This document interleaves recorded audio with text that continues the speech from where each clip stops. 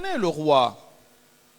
Et la garde a considéré que le monsieur était un des proches du roi. Donc le roi, il le laisse, le monsieur, et le roi arrive en marchant avec son escorte, en se déplaçant avec son escorte jusqu'à la hauteur de ce monsieur. Lorsqu'il arrive à hauteur de ce monsieur, il demande à sa garde de s'arrêter en considérant qu'elle avait mal fait le travail. Et la garde lui dit, mais il nous a dit qu'il vous connaissait, Majesté. Alors elle dit, ah bon? Donc il arrive à hauteur du monsieur et lui dit, apparemment tu as dit que tu me connaissais. Le monsieur lui a dit, oui, je te connais bien. Et qui suis-je alors? Il lui dit, tu n'es qu'un sac hachak de caca et de sang.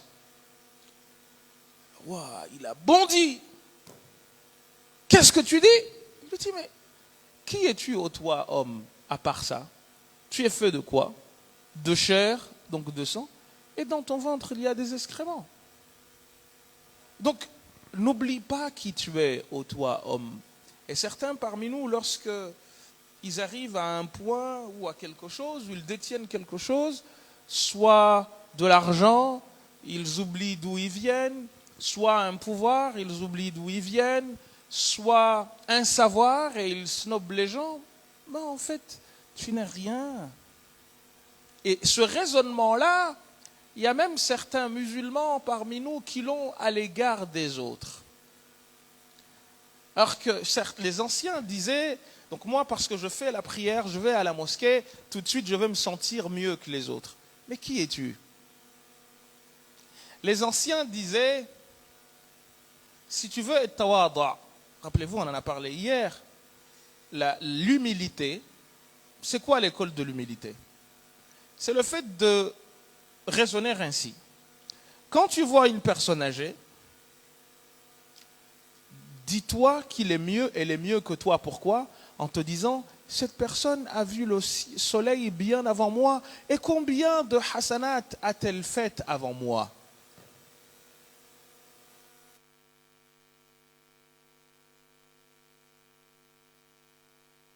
Et maintenant, tu vois plus jeune que toi. Tu te dis l'inverse. Lui, il est tout frais. Il n'a pas commis autant de péchés que moi. Et de cette manière, toute personne sera mieux que toi. Tu considéreras que tout le monde est mieux que toi.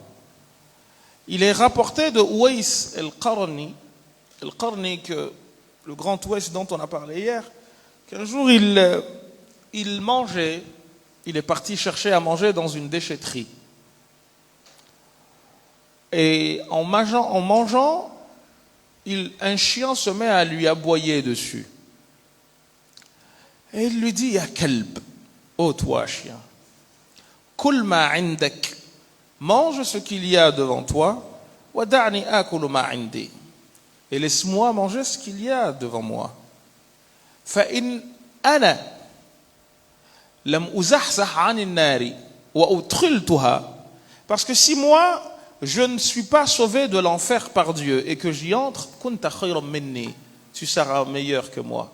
Wa in ana zuhzihtu 'anha, mais si en revanche je suis sauvé de l'enfer, wa lam udkhalha, et qu'on m'a pas fait rentrer en enfer, kuntu waqta idhin khayran mink, peut-être à ce moment-là je serai mieux que toi. Regardez comment le Coran aborde la question des rapports des humains les uns avec les autres. Ya ayyuhalladhina amanu, ô vous qui avez cru, la yaskharu qawmun min qawmin, aucun groupe de personnes ne doit se mettre à se moquer d'un autre groupe de personnes. Asa an yakunu khayran minhum, parce qu'ils peuvent être mieux qu'eux auprès d'Allah subhanahu wa ta'ala. Wala nisa'an min nisa'in, et un groupe de femmes non plus n'a pas à faire la même chose. Asa an yakunna khayran minhun. Regardez, quel est ce livre qui vous éduque à ce point? Wala tajassasu wala yaghtab ba'dukum ba'da, ne soyez pas méticuleux, ne soyez pas fouineux à chercher à toujours voir, ah mais On t'a dit alif, alif, bas. C'est pas de la naïveté, mais les gens, Wallahi, Dieu fouinera dans les tiennes.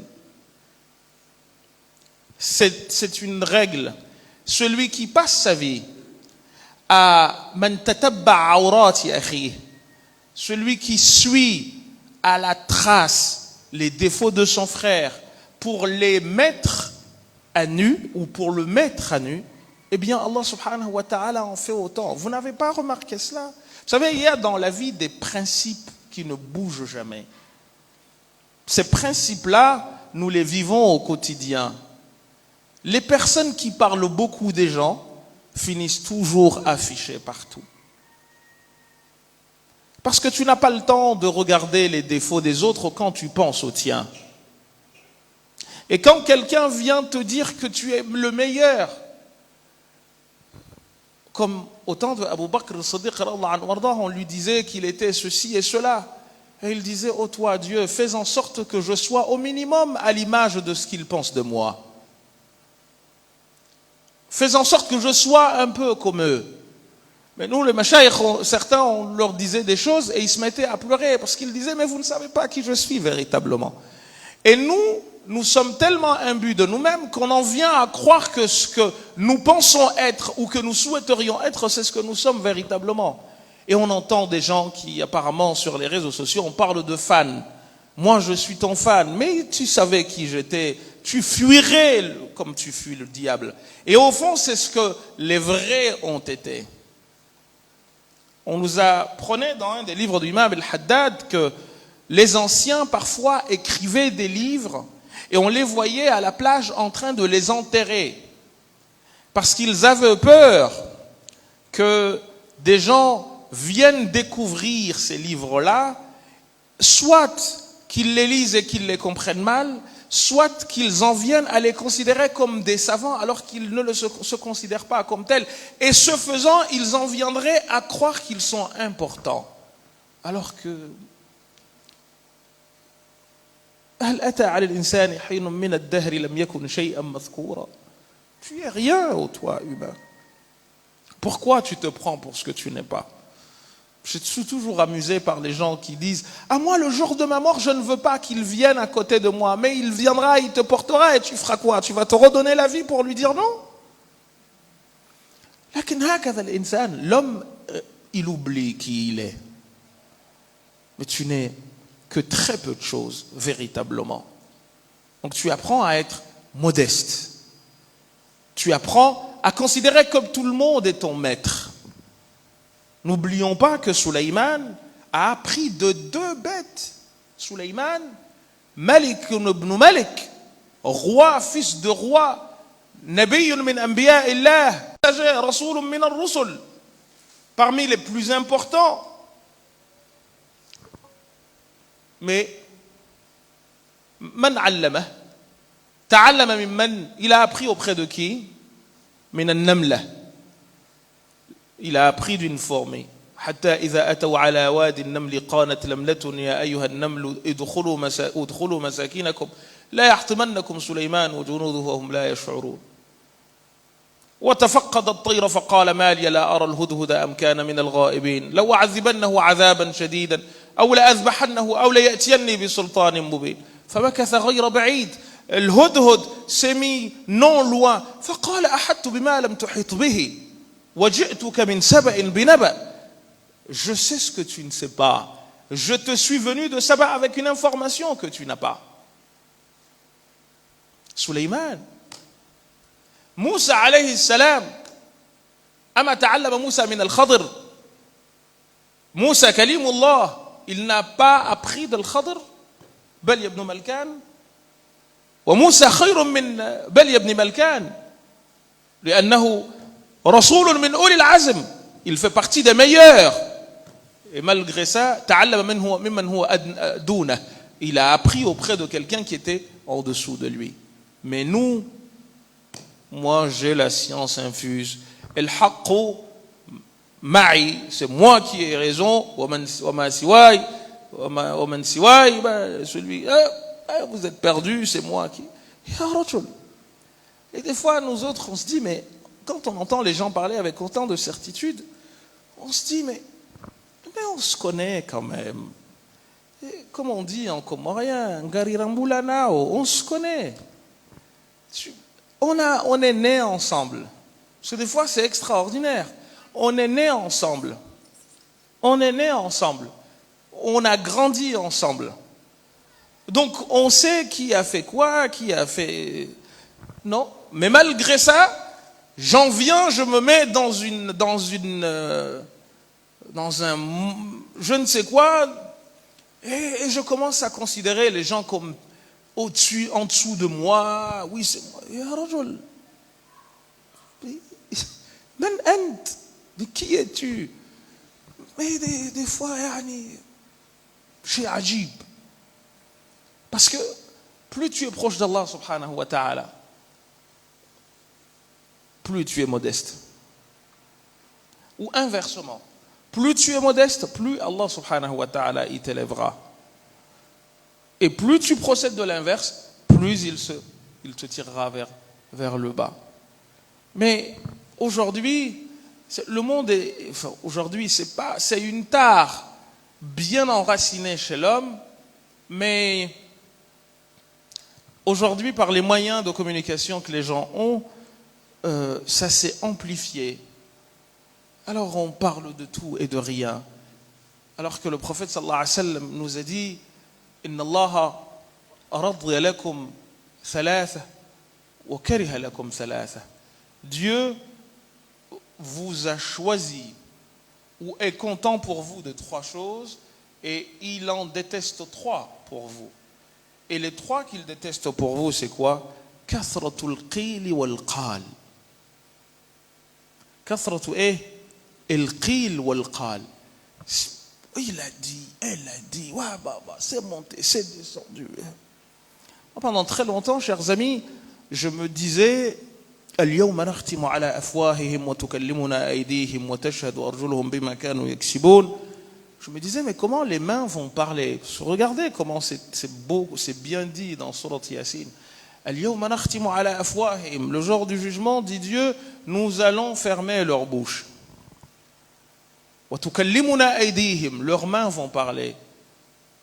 Vous pensez que les mains ont déjà dans l'histoire autant parlé qu'aujourd'hui, où tu envoies des textos par je ne sais quoi, on écrit pour un rien, tu peux écrire une insulte, envoyer, tu peux.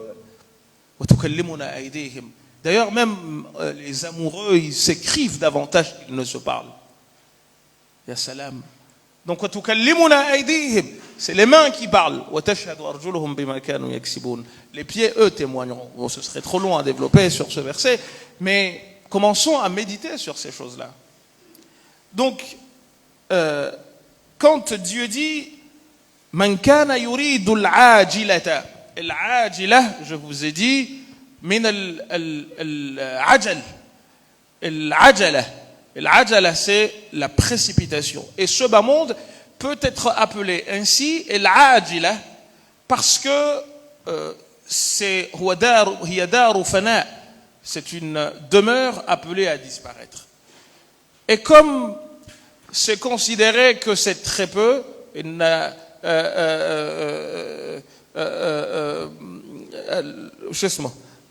fameux verset où Allah subhanahu wa ta'ala nous dit que sana, une année, عند الله كألف سنة مما تعدون, c'est comme 1000 ans chez vous. Donc c'est très peu de choses en fait. Donc on te dit c'est court, donc on va l'appeler l'ajila parce que ça passe. Khalas? Donc c'est la demeure de l'anticipation. On appelle ça justement c'est un qualificatif qui agit comme un nom. Al-ajilata, on aurait pu dire man arada ad-dar al-ajilata, celui qui veut la demeure immédiate. Eh bien, Dieu ne dit pas ajjalnaha lahu. Non. Le verset, il est très très très très très difficilement composé. Bon, je ne veux pas vous embêter avec des questions de grammaire arabe, mais ajjalna lahu fiha. Il n'a pas dit nous allons lui donner, non. Ajjalna lahu. En fait, comme pour dire c'est fait de manière progressive et avec lenteur, on a mis plusieurs éléments avant de parler de ce qu'on lui donne. Et then il dit عجلنا له فيها ما نشاء. Et le ma nasha, c'est justement ce qu'on appelle maf'oulun bihi mansoub. C'est le complément d'objet direct. Nous lui donnerons dedans un peu de ce que nous voulons, mais d'ailleurs c'est pas à lui. Liman nurid. Ya salam. Comme pour dire que celui qui veut, c'est pas celui qui reçoit. C'est d'une force incroyable. Man kana yuridu al-ajila. Celui qui veut l'immédiat, eh bien Dieu dit عجلنا له فيها. C'est comme s'il lui répondait même pas. C'est comme s'il parlait plus de lui. وكأنه لا يتحدث عن ذاك الذي يريد العاجلة. Comme s'il ne parlait pas de celui qui veut ce qui est pressé. يقول, il dit عجلنا له فيها ما نشاء ليس له هو. Pas pour lui, لا لمن نريد, pour celui qu'on veut. إذا أنت تريد لكن لن نعطيك لأنك تريد. سنختار غيرك ونعطيه إياه. On va pas te donner à toi parce que tu veux. Non, on peut choisir quelqu'un d'autre et lui donner. Pas toi. C'est pas parce que tu veux. Et then اختر. Regardez la différence. Pour la phrase d'après, il dit ثم جعلنا له جهنم يصلاها مذموما مدحورا. Et ensuite, nous allons lui réserver la punition de l'enfer, etc., dans laquelle il va rentrer en étant avili. ومن أراد الآخرة. Et là, il ne dit pas man kana. Bon, il y aurait beaucoup de choses à dire là-dessus. ومن أراد الآخرة. Et celui qui veut la demeure dernière. وسعى لها سعيها. Et qui marche. لأن الوصول إلى تلكم الدار بما أنها ليست دار de nous, parce que c'est pas une demeure qui est proche. لكن هي دار بعيدة نائية. C'est une demeure qui est lointaine. Eh bien, que ce qu'il dit, وسعى لها سعيها, et qui marche vers, eh bien, وهو مؤمن, et qu'il est croyant, il croit. لمن كان يرجو الله واليوم الآخر. إذا il croit en Dieu au jour du jugement. Eh bien, il dit فأولئك كان سعيهم مشكورا. Ceux-là, leur marche sera rétribuée et reconnue, remerciée. Alors c'est quoi la différence entre les deux? Dans la première partie du verset, celui qui veut ne reçoit pas. Man kana yuridu al-ajilata. Celui qui veut, suivez bien la construction du verset, celui qui veut l'immédiate, la demeure immédiate, eh bien, Dieu dit, عجلنا له فيها, qu'il sache que nous, comment dire, nous donnons à celui que nous voulons. Un peu de ce que nous voulons, liman nurid, pour celui que nous aurons choisi, pas lui qui a demandé. وَمَنْ أَرَادَ الْآخِرَةَ. Mais par contre, celui qui veut la demeure éternelle, la dernière, eh bien, Dieu, il le considère comme faisant partie de ceux qui vont être remerciés. Parce qu'il dit quoi? أُولَٰئِكَ فَأُولَٰئِكَ كَانَ سَعْيُهُمْ مَشْكُورًا. Comme quoi, ici, si tu demandes, tu n'es pas sûr d'avoir. Mais là-bas, si tu demandes, tu es sûr d'avoir si tu suis. وَالْعَاجِلَةُ هِيَ الدُّنْيَا. Dit l'imam al-Haddad.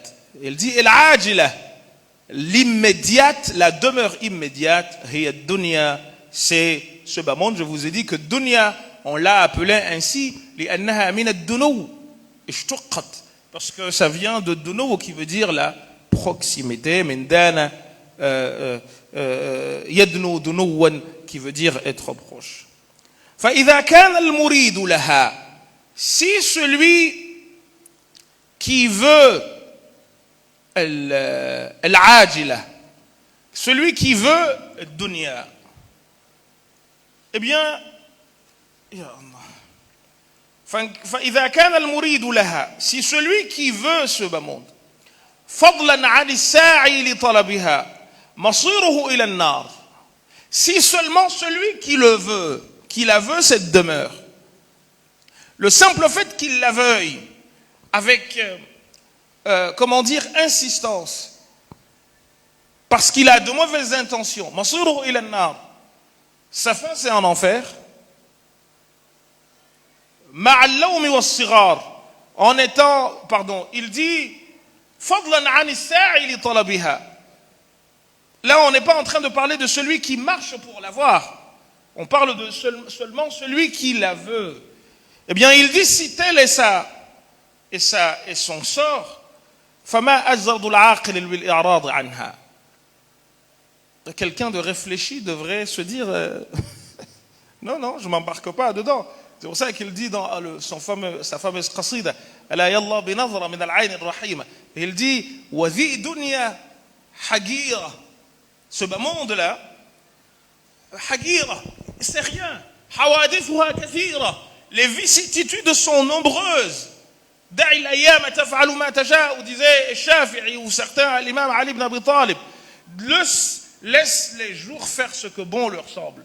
دَعِ الْأَيَّامَ تَفْعَلُ مَا تَشَاءُ وَاطْلُبْ نَفْسًا إِذَا حَكَمَ الْقَضَاءُ ولا تجزع بحادثة الليالي فما لحوادث الدنيا بقاء وكن رجلا على الأحوال جلدا وشيمتك السماحة والوفاء. Tu dois raisonner ainsi en te disant, mais en fait, tout est passager dans cette vie. Pourquoi m'y accrocher davantage?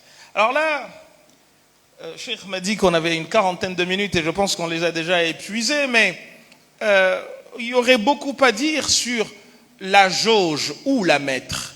Parce le Coran ne t'incite pas à tourner le dos à ce bas monde en ne cherchant pas à y vivre. Non. Et d'ailleurs, certains, Cheikh Mohammed al-Ghazali a eu une belle réflexion sur ça, en disant que beaucoup pensent que l'islam demande aux musulmans d'être pauvres. Non. Ce n'est pas ce que l'islam a dit. L'islam veut que tu aies ce bas monde dans la main, mais pas dans le cœur. Ce n'est pas la même chose. Allahumma aj'al ad-dunya fi yadi wa la taj'alha fi qalbi. Huwa al-matlub mink. Fais en sorte, Seigneur, que ce bas monde soit dans ma main et pas dans mon cœur. Donc, soyez riches, mais n'y soyez pas attachés. Ne soyez pas attachés à vos richesses. C'est pour ça que le Coran ne te dit pas tourne le dos, ne vis pas. Non. Il est rapporté que l'imam Abu al-Hassan al-Shazili خرج من بيته ذات يوم حامل ملابس فخر. Il est sorti de chez lui portant des habits chers. فراه مريد من المريدين. Un mouride l'a vu. فاستغرب. Il a trouvé bizarre. Cheikh, il a des habits chers, etc. قال له يا شيخ, il lui dit, oh toi Cheikh, يعني أو مثلك يرتدي مثل هذه الملابس. Est-ce que quelqu'un comme toi de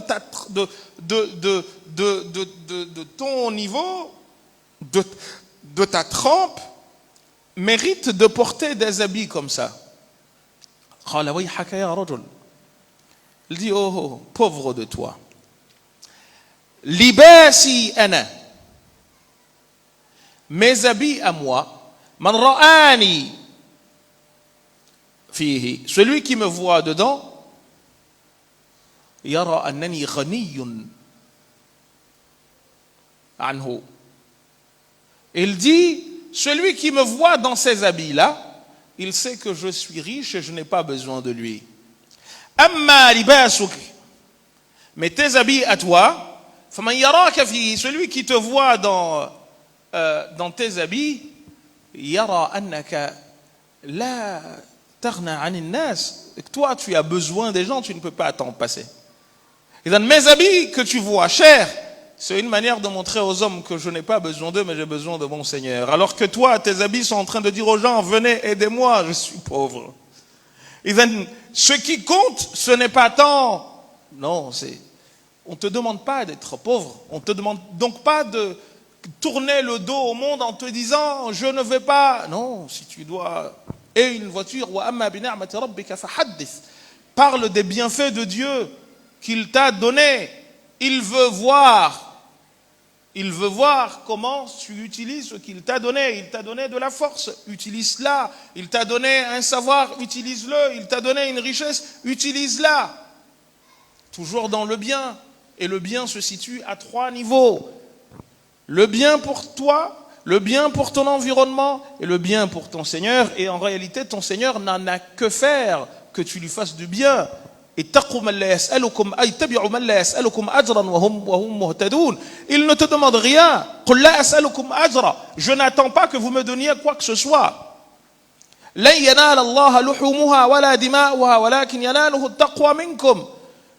Quand vous égorgez vos bêtes pour le sacrifice de l'Aïd, c'est pas Dieu. Vous savez, dans certaines croyances, on ramène soi-disant la viande et la nourriture, les bons mets aux divinités soi-disant pour que celles-ci mangent. L'islam, non. C'est toi qui vas être bénéficiaire de ce que tu as égorgé, de ce que tu as donné, de ce que tu as gagné. Mais on te dit en revanche que n'oublie pas, quand tu es dans cette situation, qu'il y a quelqu'un qui t'a donné et qu'il a aussi d'autres personnes à qui il veut donner à travers toi. Donc, transforme-toi en passoire. Et même celui qui a un savoir, il doit se considérer comme comment dire, il y a une expression en mécanique qui s'utilise, une courroie de transmission. Je suis qu'un passage. La chose passe en moi pour vous arriver. Et un de nos chouurs en hadith nous apprenait que quand il parlait, il disait Kalamuna, notre propos, risqu sami'ina. C'est la nourriture de ceux qui l'écoutent que Dieu a décidé pour eux. Yujrihi Allahu ala al-sunina. Que Dieu fait passer sur nos langues. Fad'u Allah an yutayyiba rizqakum, eh bien demandez à Dieu qu'il rende bonne votre nourriture, puisque c'est celui qui veut que même ce que je vous dis là, ça sorte ainsi. On aurait pu parler de beaucoup de choses, mais il a voulu que nous travaillions le livre de l'imam Abdullah ibn Alawi al-Haddad.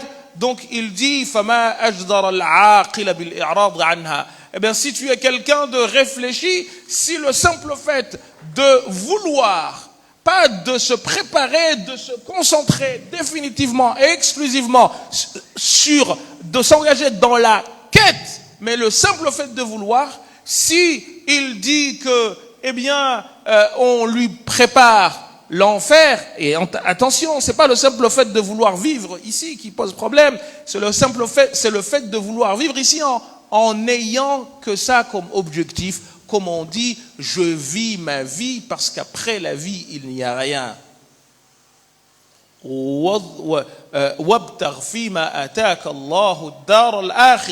Cherche dans ce que Dieu t'a donné la demeure éternelle. Telle est la jauge chez les musulmans. Et n'oublie point ta part de la vie d'ici. Vis bien. Habille-toi bien, achète-toi la belle voiture, construis-toi la belle maison, etc., etc. Mais que ce ne soit pas dans ton cœur, mais plutôt dans la main. Et de cette manière, tu apprends à t'inscrire, non pas dans el-ajila, mais plutôt dans el-akhira. Nous avons là une dichotomie, une opposition entre l'immédiat et ce qui va pour la pérennité et l'éternité rester. On te demande de choisir entre l'ajila ou l'akhira. Tel est le projet que l'on propose aux croyants. Tu as 2 projets. Soit tu as l'immédiat, ou tu as ce qui vient après. À toi de choisir. Et l'ajila, on te donne ses caractéristiques. C'est quelque chose d'éphémère qui ne passe pas. Et là-bas, on te dit la vraie vie, l'éternité, etc. Donc on te demande de choisir entre les deux. À toi de faire montre de ton intelligence et au minimum de prendre ce que les philosophes ont appelé le pari de Pascal, en te disant que finalement, si j'arrive là-bas et que je trouve il y a 2 personnes, l'une croit et l'autre ne croit pas. Celle qui croit dit il y a un au-delà, et s'il y a au-delà, il y aura jugement. Celle qui ne croit pas dit il n'y a ni Dieu, ni au-delà, ni rien. Alors Pascal, dans ses pensées, propose de raisonner ainsi. Si les deux personnes meurent et se retrouvent là-bas, la personne qui ne croyait pas, s'il y a au-delà, donc il y a forcément jugement. Pascal dit, laquelle des deux sera perdante? Forcément celle qui n'a pas cru. S'il n'y a pas, ni l'une ni l'autre n'auront perdu, on est bien d'accord. Alors il te dit, fais le pari de Pascal. C'est adraful iman. Au moins le premier niveau, si tu raisonnes, ben au moins fais cela.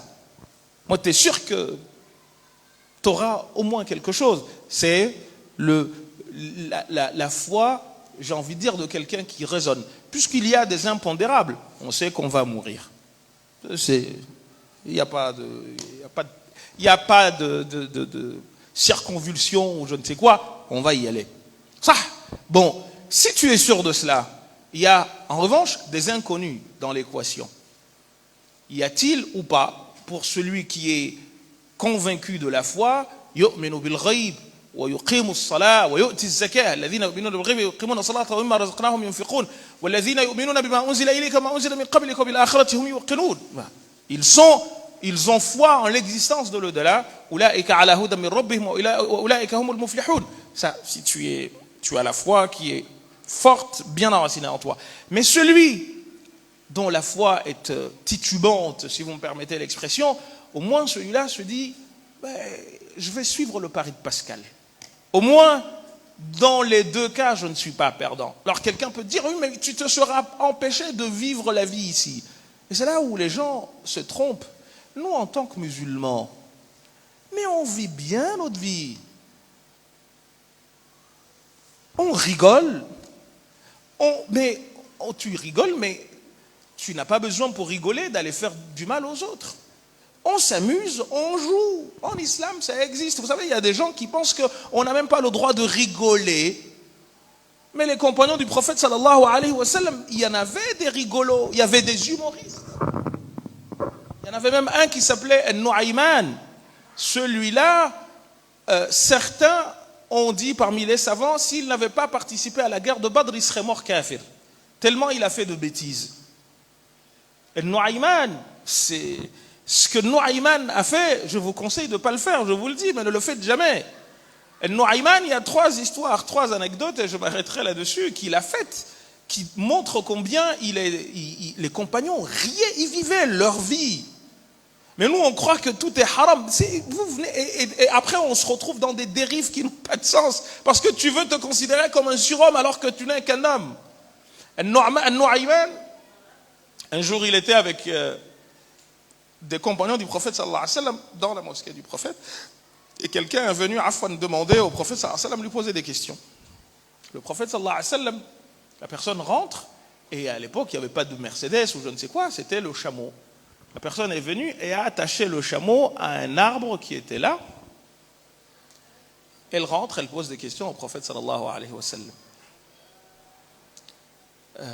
Et Nu'ayman est avec son groupe d'amis dans la mosquée et dit, Qarimna ila lahm, ça fait longtemps qu'on n'a pas mangé de la chair fraîche. Et les autres lui disent, mais alors qu'est-ce qu'on va faire? Il leur dit, mais il y a une belle bête devant nous, allons nous en occuper, et si les problèmes viennent, c'est moi qui prendrai. Donc ils sont partis, ils ont pris le chameau, ils l'ont égorgé, ils l'ont mangé. La personne sort de chez le prophète sallallahu alayhi wa sallam et cherche sa monture, elle ne la trouve pas. Qu'est-ce qui arrive bi-ibili? Et les gens lui disent, Ra'ayna Nu'ayman wa jama'atan minhu, on a vu Nu'ayman et un groupe de gens avec lui, ils sont partis avec, ils se sont mis à le chercher. Donc en fait, ils sont partis, ils ont mangé la viande et ils ont partagé, ils ont bien mangé. Et on cherche Nu'ayman, il a disparu. Le prophète sallallahu alayhi wa sallam se met avec tout le monde à chercher Nu'ayman, et à un moment, le prophète dit, hey, je sais où il est. Nu'ayman, en fait, il est parti se cacher chez la tante paternelle du prophète, et il s'est couvert d'une natte comme ça, sauf que ses pieds débordaient. Et le prophète, il a vu Nu'ayman, Il a rigolé pendant 1 an avec cette histoire-là. À chaque fois qu'il le voyait, il rigolait.